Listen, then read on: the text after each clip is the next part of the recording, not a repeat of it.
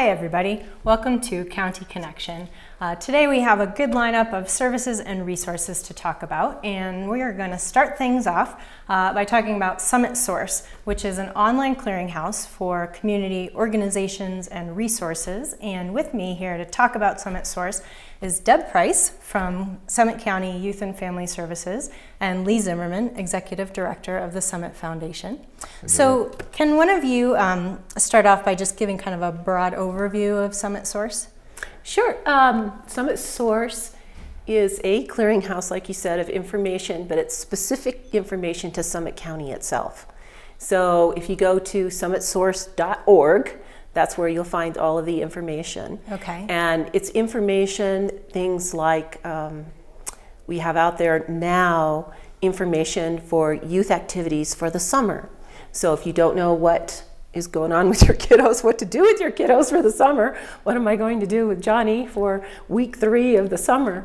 You might go to summitsource.org and click on the very top left tab. It says Summer Youth Activities, and you will have about 35 organizations that you can choose from, such as 4-H, Dillon Yachting, and this is all for kids. This is all Great. youth information for the summer. And there's just, so that's the latest information that we put out there. Okay. But there's also other resources out there as well, and they would be things like mental health providers in the community, senior services in the community. And then there's also a very important tab at the top that's been out there for a while, and I don't think it's as utilized as it could be because people probably just don't know about it, which is why we're here. Is a volunteer tab. So if you're here in the community and you want to do some volunteering in the community, but you don't know where you want to do your volunteering, you only have X amount of hours, you don't know exactly where you want to be, well, just click on the volunteer tab and it'll show you a whole list of organizations, Summit Foundation being one of them, that you can volunteer for. And it breaks it down by how many hours a month or a week. So you can choose the organization based on the amount of time that you have available. So it's a great resource. Right, so And it's really in a kind Spanish, of too. a one-stop shop in terms of For Summit those County. community organizations Right. and services, whether you're Right. looking to volunteer or Right. looking to access their services. And community information, what's going on in the community. We'll have Save the Date stuff up there coming up very soon for Make a Difference Day. Oh, great. So that's going to be September 13th, which is a little earlier this year so that we don't get snowed on. That's what we're trying to do. So it seems like it always snows in October for Make a Difference Day. So we're going to have a big Save the Date on summitsource.org so that people know that it's in September now, September 13th.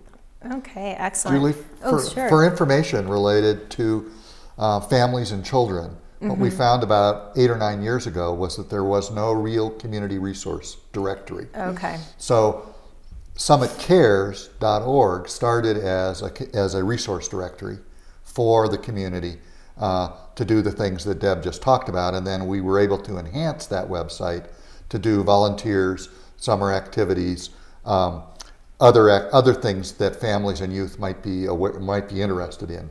So Summit Source is about 6 months old, but it spun from summitcares.org, and it's just an enhancement and revitalization of that program.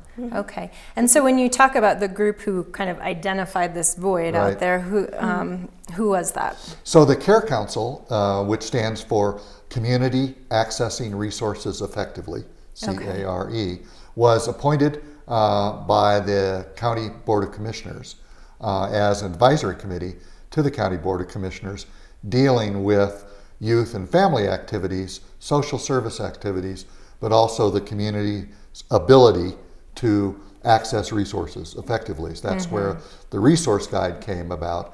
And it's composed of about 15 members from different organizations and different sectors in the community that come together now twice a year to review the needs in the community and also provide information and resources for community people as well as agencies to better provide services in the community. And I think as I kind of go through the community to various meetings and so forth, that it's always really impressive to me how strong that network is of all the nonprofits, the government agencies, and how they really look to kind of specialize in their own niches and not duplicate services, but make sure there are also no gaps in services. So I always find that really impressive. Summit County is outstanding in that area. I wouldn't say unique, but certainly outstanding in that area. So great. Lots of collaboration. Okay. Which is great.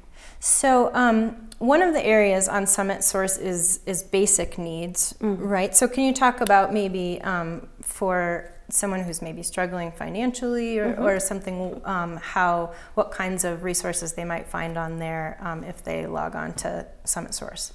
Well, you don't have to log on. You can just go to it. Okay. There's no log on that you need at all. But if you want basic services, if you need them in the community, on the very front page are two of our largest providers of basic services for basic food needs, and that's the FERC and Dillon Community Church. They're right there on the very front, and you can click on a link there, and it'll take you to their website and give you their hours of operation so that you can go there. And then there's also, under the resource tab, there's basic needs, and that gives you more services. Now you're looking at public health kind of services, food stamp help, medical help, those general basic needs kinds of services. And so it's just one click, and you'll be presented with all the information on basic needs in Summit County. Fantastic. And then a lot of this information is available in Spanish, is that right, on that site? Yes, there is one page specifically to basic needs, and it'll say en español in the very top. And if you click on that, then the basic needs, all in Spanish, all the information is there. Okay. Yeah. And you guys have recently launched an outreach campaign to let people know about Summit Source and to let them know that they should access this clearinghouse. Can you talk a little bit about that? Well, we've put together basically bus signs. So signs will go out on the Summit County buses that will show summitsource.org, people supporting people, and also in Spanish too. We're just trying to get the message out that this site is available for the community, and it's really got a lot of information in it. It does. All right. So I think, as Deb said, one of the things that I think is good for this summer's activities and going to the future is on Summit Source is the summer activities for kids, and Deb talked about that a little bit. But as the summer ends, we'll begin to put up that same list for the fall and for school time. So we'll be continually updating that list, but that it'll be useful to families and to parents in terms of what services and activities are available for their kids over a different period of time. Because we find that a mom may have activities for her kids on Monday, Tuesday, but she needs something on Wednesday. And so she'll find out where they can drop in and what they can do. So that's a really nice aspect of the website, and we hope that it gets used. All right, fantastic. Well, Deb and Lee, thanks so much for being here and letting us know about this great resource. And thanks to you at home for joining us to learn too. We're going to take a quick break, and when we come back, we're going to talk about falls and fire prevention for older adults. Stick with us. Welcome back to County Connection. For this segment, we are going to talk about fire and fall prevention with Lori Williams of the Summit County Community and Senior Center and Steve Lipsher from Lake Dillon Fire Rescue. Welcome, guys. Thanks for coming. Thanks for having us.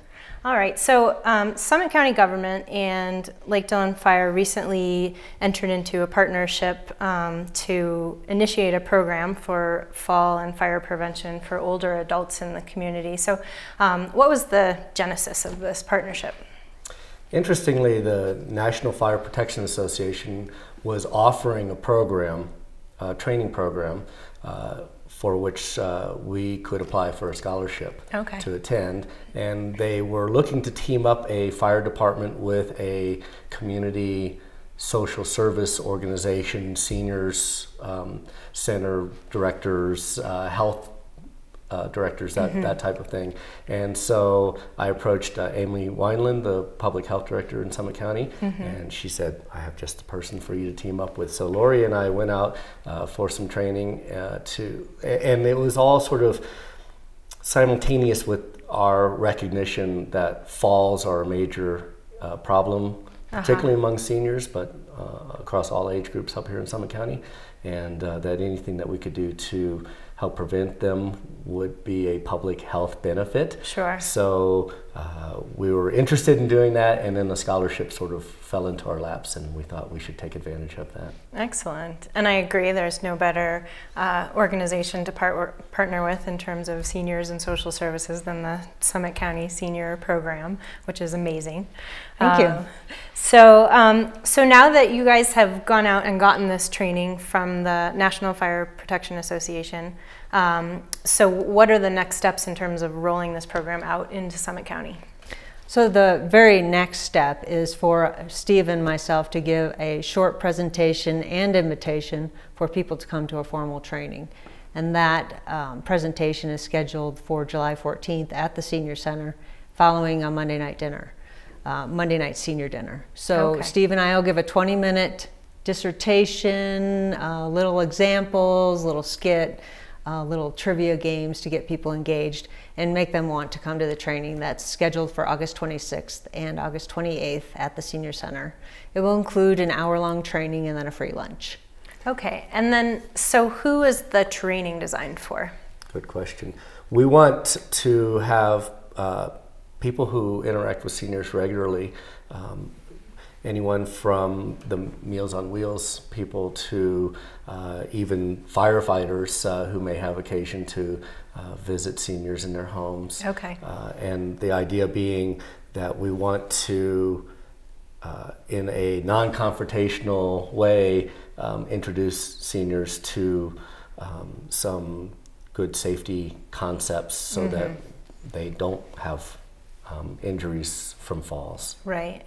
So these are kind of train the trainer types of exercises, not actually training folks to implement the Now there is also themselves. a component of that, and That is correct. So not only do we have Meals on Wheels, we have the nurses, family practitioners, the fire department will have neighbors helping neighbors, and medical transportation people that go into the home. We also have some seniors that want to train the program, not only here but in other areas, so it'll go statewide eventually. And we have one person on board to do that already. So not only will it be volunteers going into homes and maybe noticing that this rug doesn't have a non-stick back on it and it could be a tripping hazard, that type of thing, to kind of make them aware of what their surroundings are and what's going on in the home. How can they help prevent some of these things from happening? Okay. And then additionally, we have already started signing up seniors for some screening, just to gauge what are their fall risks. Have they fallen and been injured in the past? Do they have any physical disabilities? Do they live alone? And there's a whole checklist of questions. And so we've gotten, just in a real pilot program, set up some great feedback from seniors, getting some idea of what they actually need in terms of education and maybe adaptations within their homes to help them. Okay. And so are these kind of a self-assessment, or is it an interview? No, so there's a grant, and that's being formatted or run by Pat Aiden, who's a physical therapist, and she actually does the fall prevention screenings at the center, and then she'll recommend what their next step might be. Would it be being in partnership with Sutor to go to the stepping on class? Would it be for people to go take her in a balance class? Or would it be for us to use another partnership through CMC for the Tai Chi class? So what is their next step, or do they need to see their physician? Okay. So. Great. So let's dive a little bit into the meat of this treasure trove of knowledge that you two have been accumulating. So can you talk about some of the tips and things. Let's focus on falls first. What are some of the things around the home that people might not necessarily think about, but that are sources of falls?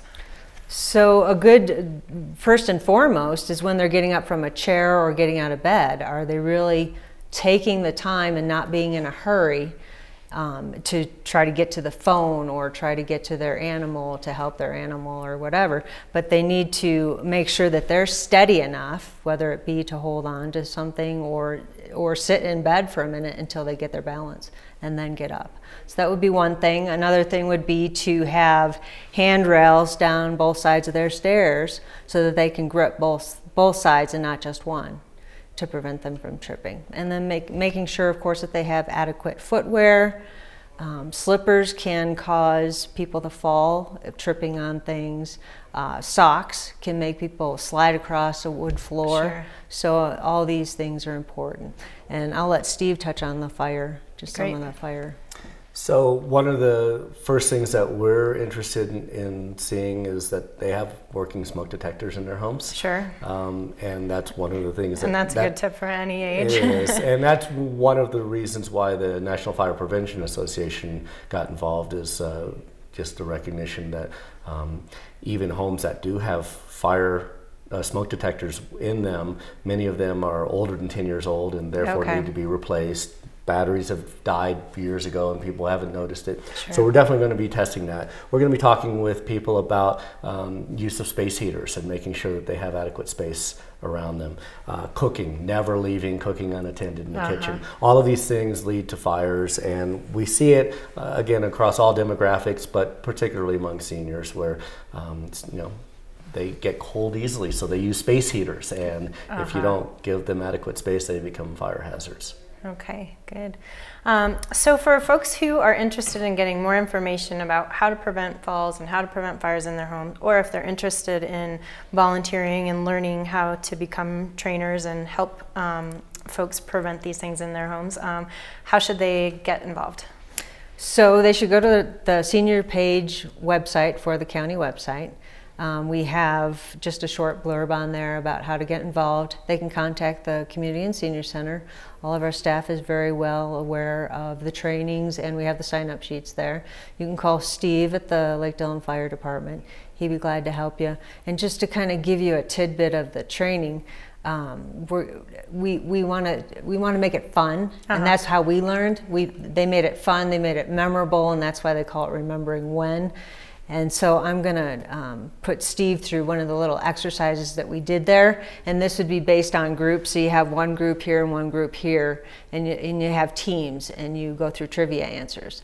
So there's a question, and then there's a bonus question. So you can earn an extra point for the bonus question. It kind of ties everything together. So with that, Steve, people's competitive yeah, streaks. Exactly. So with that, Steve, name the 3 lead actors in the movie Guess Who's Coming to Dinner? Well, see, I'm a movie buff, so I would know that it's Sidney Poitier, Katharine Hepburn, and Spencer Tracy. Okay, so that team gets a point. Let's see if they can answer the bonus question.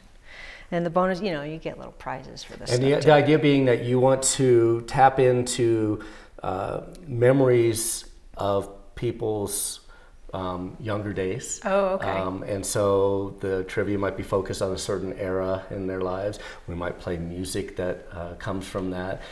And we find that lots of times will engage people and get them going. And interestingly enough, you see that even among people who have dementia, that you can often play a song and they'll know the words to it and be able to sing along. Okay, cool. Or know the artist, that type of thing.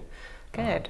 And fortunately, I'm speaking in part on behalf of Lori, our seniors in Summit County, generally speaking, are an incredibly fit and healthy population. And they have very few issues, relatively speaking, but we all can certainly learn to be more careful and to avoid, stacking stuff on the stairway where it becomes a tripping hazard. Not using extension cords across the floor, that type of thing. Right.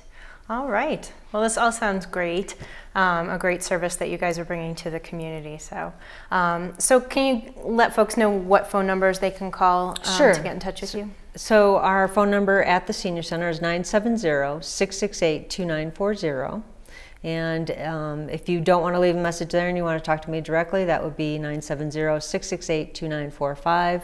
Steve? And you certainly can have people call me at 262-5209, and I'll half the time be referring them to Lori if I don't know the exact answers.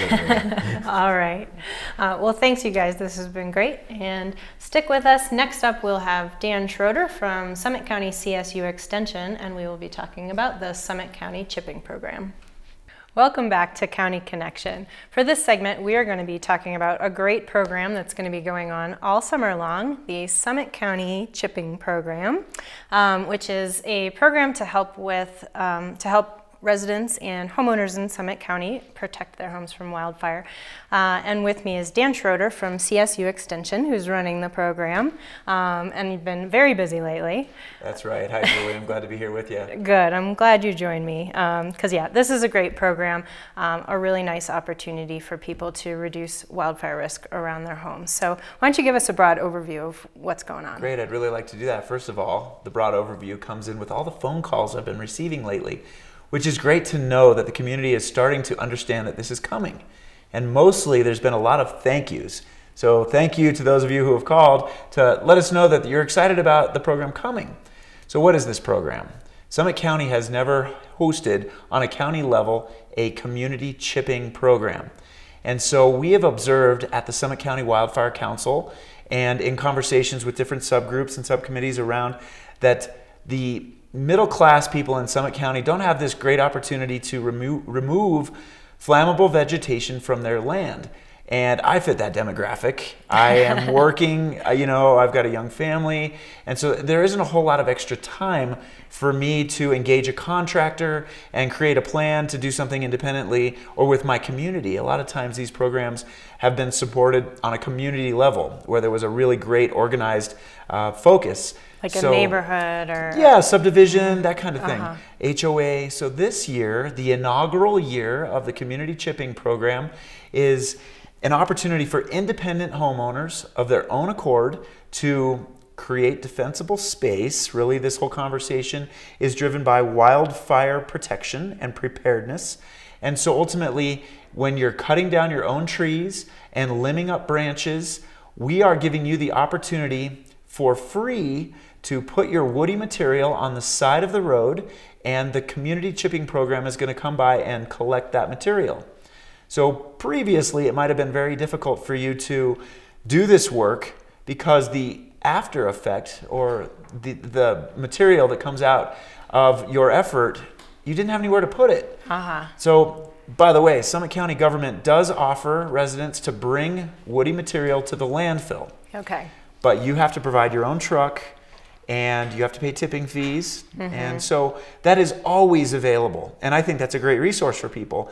This is taking it a step further and really accommodating landowners. Right. So it's cheaper, well, free. It's free, yeah, it's free. And a whole lot easier. And we're hoping to make it really easy on people so that we actually meet the objective of the program.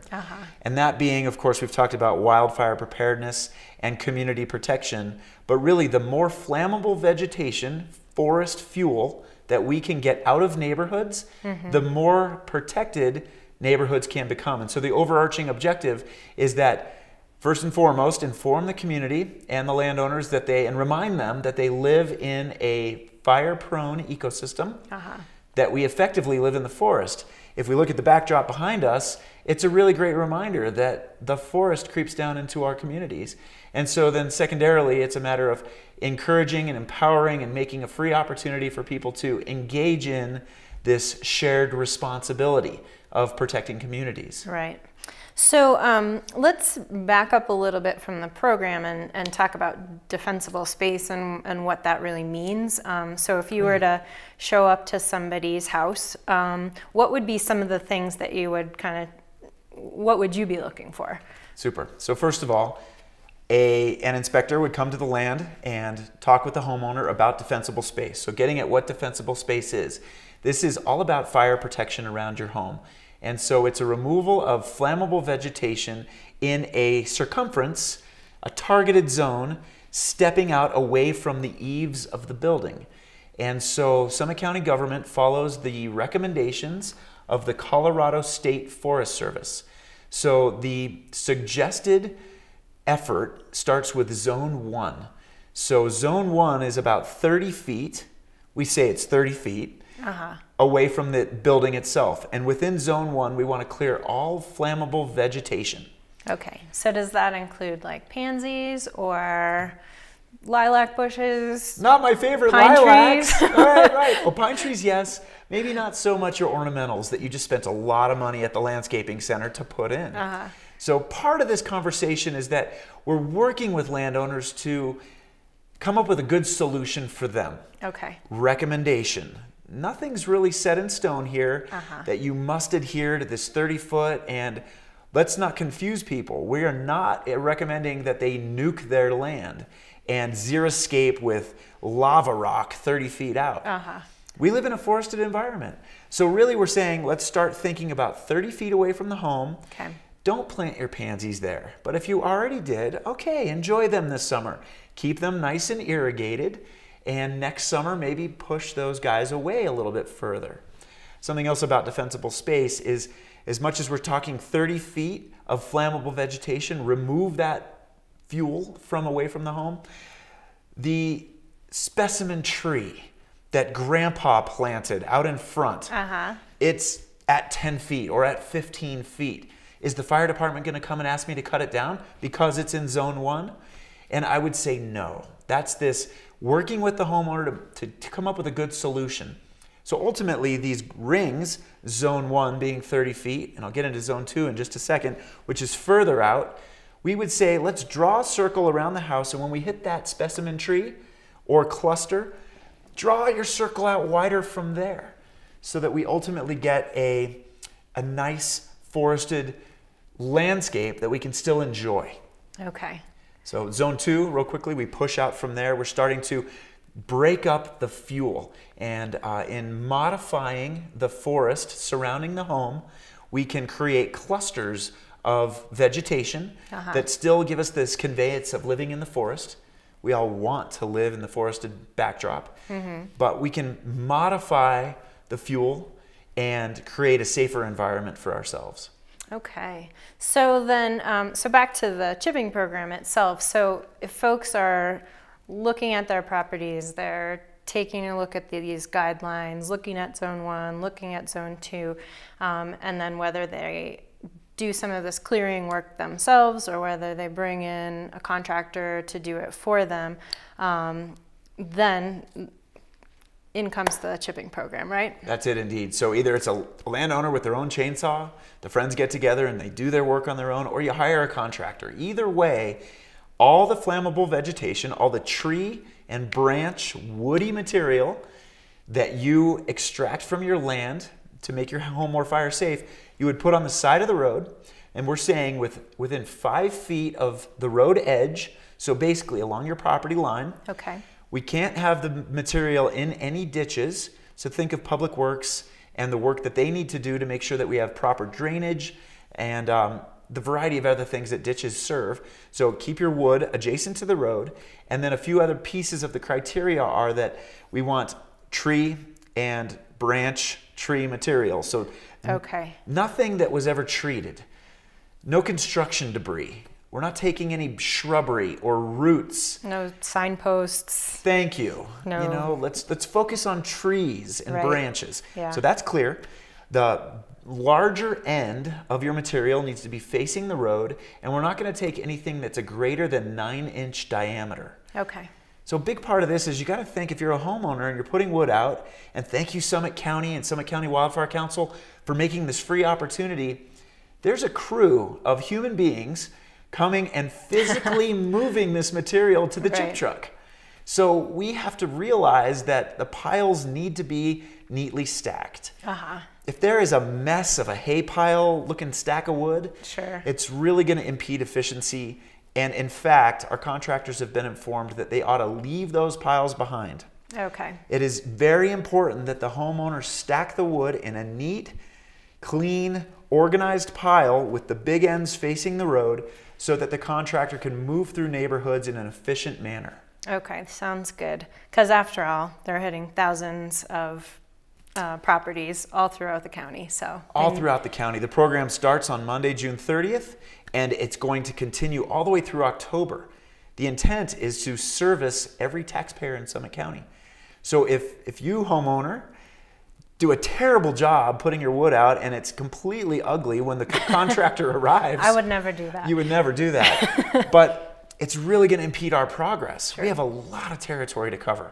So it's really, really wonderful. And I have to say thank you in advance to all the homeowners who adhere to the program requirements and help us by setting the wood out in a really nicely stacked manner. Okay. And then so there's a schedule to this, so it's not just kind of haphazard. So tell us about the timeline and schedule. That's fantastic. So if everyone could think of Summit County and the way our county looks, they are driven by river basins, and so we're starting in the southernmost part of the county, Hoosier Pass.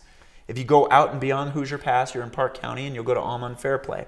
So this being a Summit County supported program, all Summit County residents are in the schedule, and it's starting at the southernmost part of the county, June 30th, so that week leading up to Independence Day. And that would be the Quandary, Hoosier Pass, North Star Village, Tortle Estates vicinity or area of the county, week 1. And then we're going to progress through the county week by week by week, heading north. So the second week is sort of the Blue River zone, and then we'll hit the peak 7, 8, 9, Weisshorn, kind of core Breckenridge, week 3.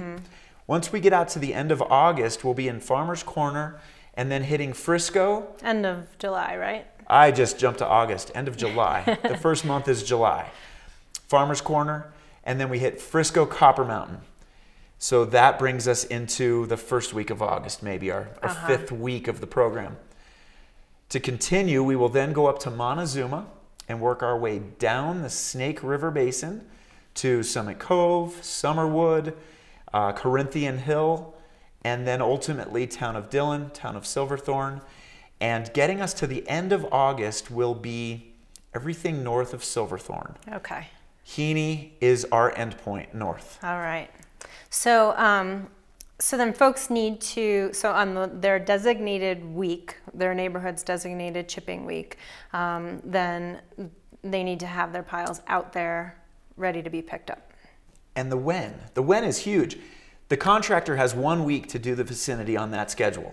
It's a static schedule. We're coming when we say we'll be there. Your wood, back to you and your house, has to be out on Monday morning at 8 o'clock. Okay. Residents, your wood needs to be out at 8 o'clock Monday morning.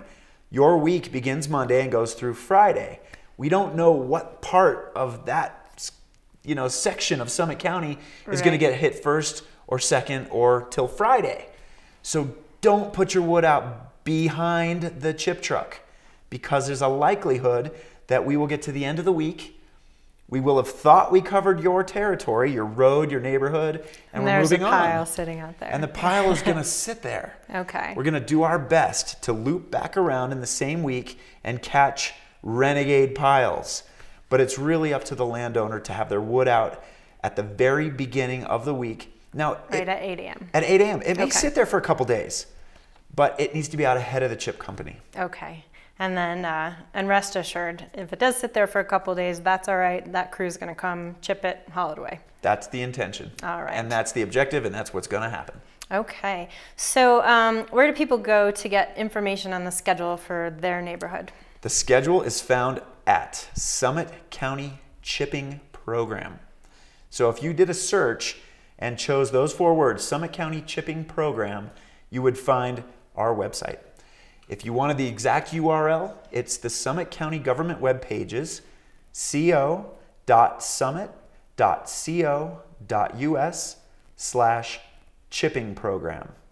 All right. And for those who'd rather pick up the phone and give you a call, what number should they use? They're going to call the Colorado State University Extension Office. Okay. And that's in Summit County. The office is in Frisco. And that number is 970-668-4140. All right.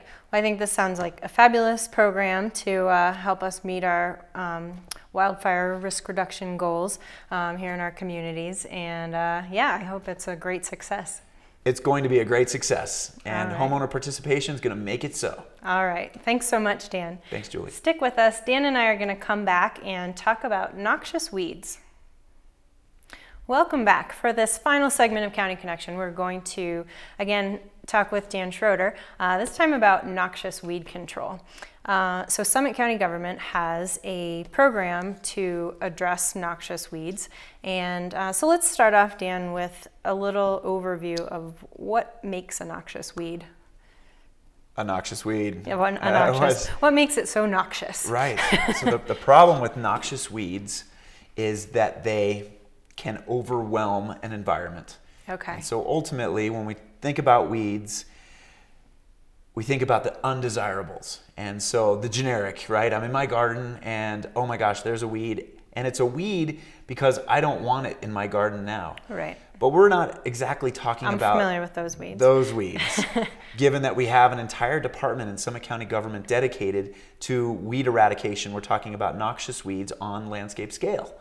So the state of Colorado has designated noxious weeds as those plants that have an economic or significant natural resource wildlife impact. And so the economic impact is that the plant itself would overwhelm range, grassland, some productive part of our state and render it useless for that production, because noxious weeds can actually overwhelm the environment, as I said, and displace the desirables, the natives or those that we are cultivating. And so that would be an economic impact, that weeds would displace something that we could grow and sell and put on the free market. So then the next piece of it is the displacement of wildlife. And this is insects to big mammals. And there are many places in Colorado that are great examples of noxious weeds infesting the land. And what happens is what may have been traditionally native range for wildlife, ungulates, so that would be hoofed animals, elk, deer, etc., they no longer have that area of land to browse. Okay. And because the plant itself pushed or outgrew or outcompeted the native food sources.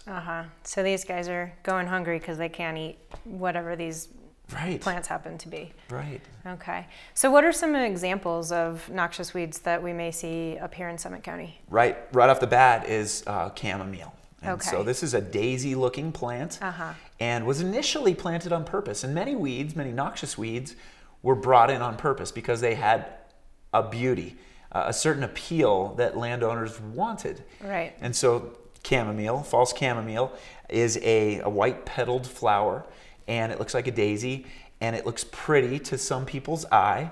It has a very sort of feathery leaf. And it actually has the ability to completely outcompete its neighbor plants. And so on initial blush, we have a nice daisy-looking plant, and then summer progresses, and you see nothing but this plant. An issue with this particular plant is it has a, well, I don't want to say it's toxic or it has needles, but ultimately if you handle it, you're going to get a rash. Oh, really? And if wildlife were to eat it, it would be caustic inside of their mouth. Oh, okay. That's part of this displacement side of things, is there are often chemicals and toxins within the non-natives that can poison any wildlife that would come through. So that's one example. We have a number of thistles in Summit County that are non-native and are on the noxious weed list.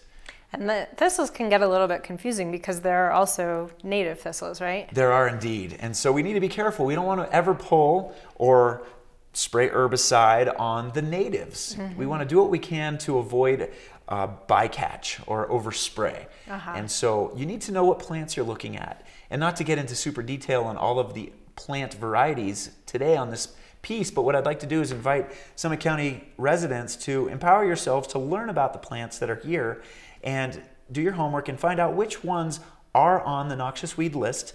The Summit County Government Weed Department, the Weed Control Department, has a comprehensive list and also a little brochure that, not even a brochure, it's a spiral bound book that we give away to help inform the community about what plants are good to keep and which plants we'd really like to see gone. Right.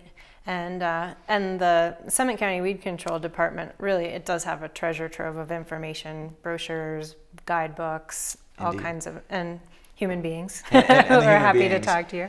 One thing I'd like to mention about noxious weeds is many times it's just what we see above ground and yellow. You know, this could be some of the characteristics that we like to see are color. And so the weeds, actually, some of those colorful weeds have the ability, they've adapted to be attractive, not only to insects and wildlife, but to us as well. And the outcompeting part of this is often underground. And so the root system is something that we overlook because we walk on it. It's below grade. And what happens is ultimately a lot of these plants, these non-desirables, grow these extensive root systems. And they are carbohydrate rich, so they have a super huge food source stored underground. And when we start disturbing them on the surface, in many cases it to some degree makes them angry and encourages them to reproduce even more so. Wow. So there are some that, so even pulling them from the stem at the ground level is not going to it may or may not. So we're talking in generalities about weeds right now. So it's important to identify what it is that we're talking about, what it is that your problem weed, and then what are that plant's characteristics. Okay. Is it an annual? Is it a biannual? Is it coming around again and again? Or is it a perennial?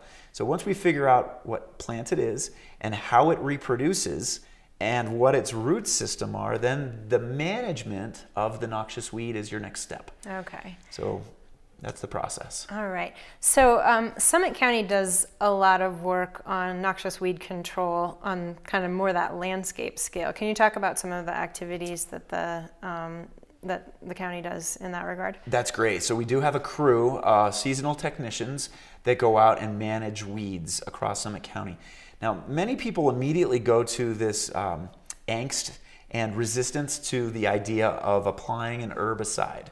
But as you said, if we think about the landscape scale and trying to actually fight these weeds back and keep Summit County as natural as possible, it would be unrealistic to think that we could cover 600,000 square miles, approximate land mass in Summit County, by hand pulling. Right. So I can hand pull my backyard, kind of. Even I tried to. It was pretty tough. I did recently, and it took me like 3 weekends. Yeah. So the herbicides that are applied, there's a team that's out there, and they use ATVs, four-wheelers, and there are very specific zones that are pre-mapped, and we know where weeds are, and we know what weeds are being sought, and then the EPA-approved herbicide is directly applied to the plant that it would be applied to. Right. So we're very, very cautious about the use of herbicides in Summit County. Adjacent to waterways, there are a number of rules that we adhere to when we're out spraying. So I'd like to say, if you see the crews out there doing their weed mitigation work like you would with any road improvement crew, give them a break. Mm-hmm. They're doing what they can to help maintain the beauty of Summit County. Right. And they could use a little extra elbow room if they're on the roadway.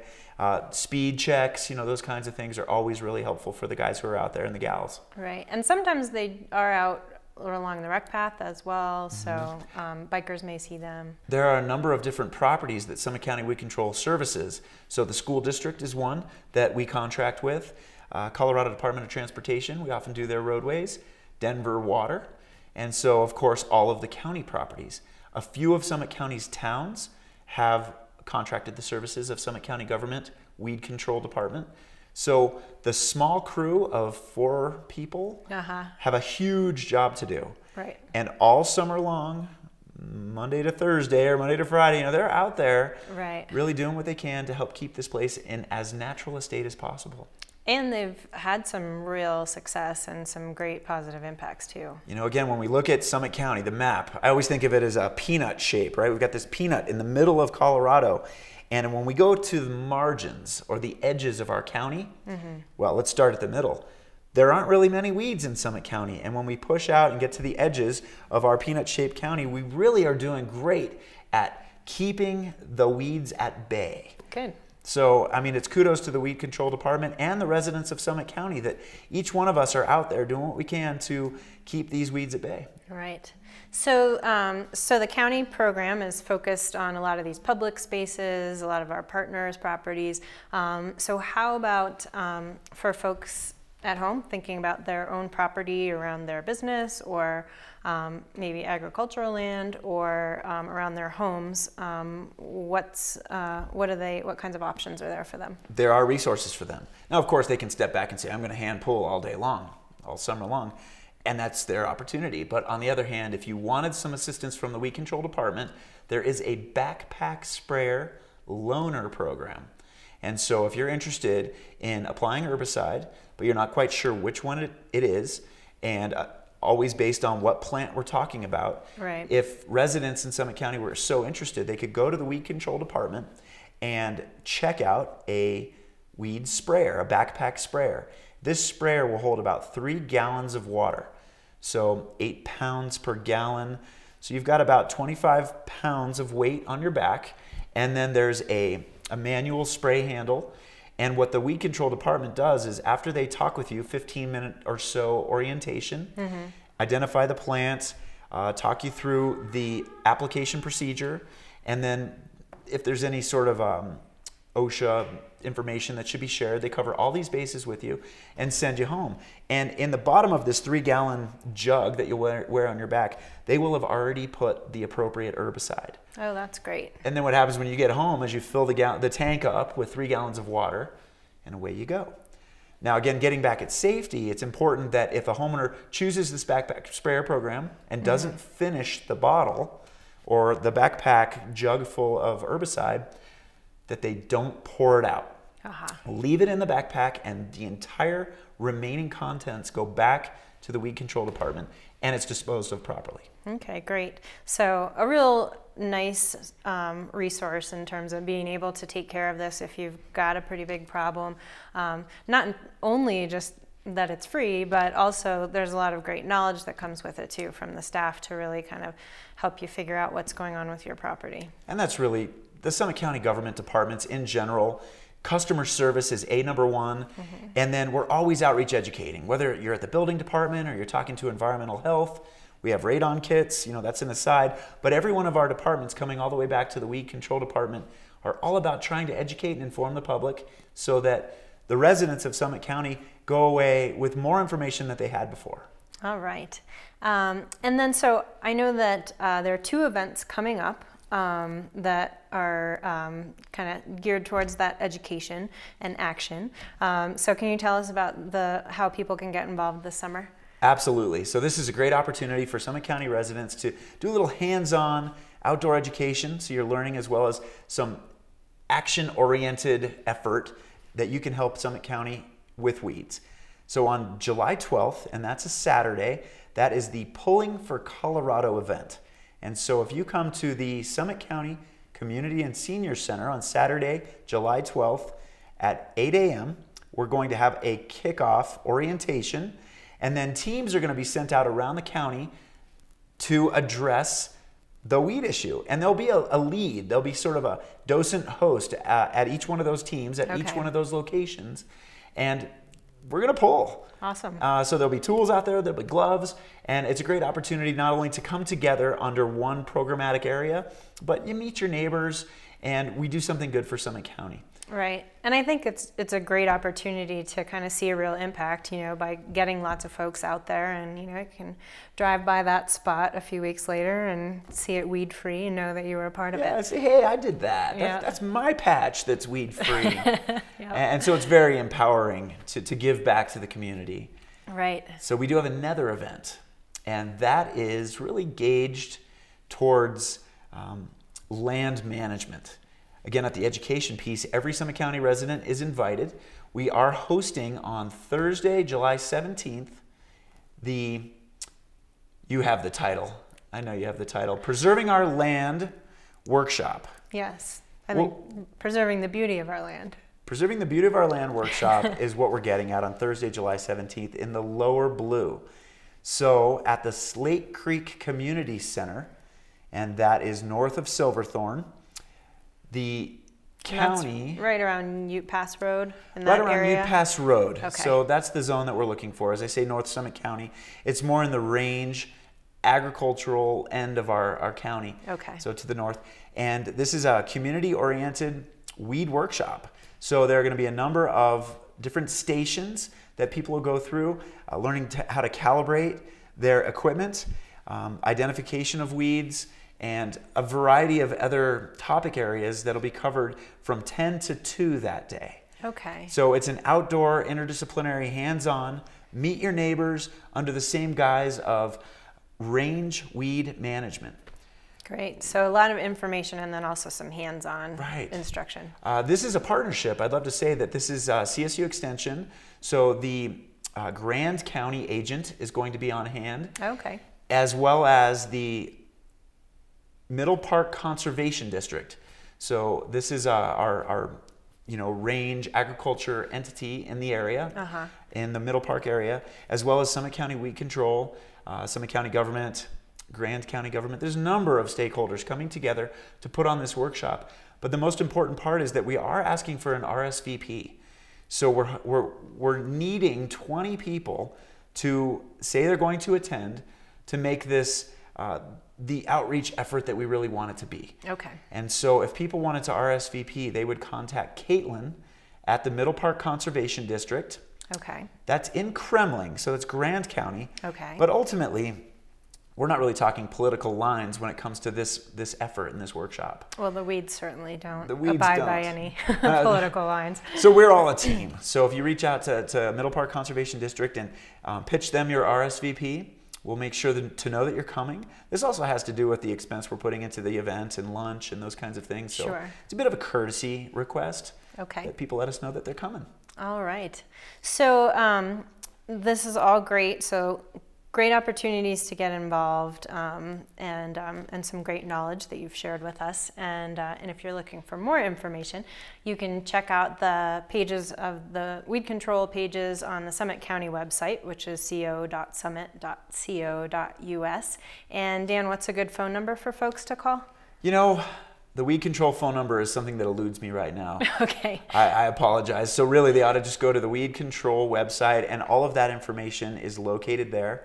Lisa Taylor is the weed control director and manager, and so you'll probably find her number, and she'll put you in touch with the most appropriate technician who can answer your questions. All right. Thanks so much, Dan. And thanks to those of you who've joined us at home for this episode of County Connection, and we will see you next month.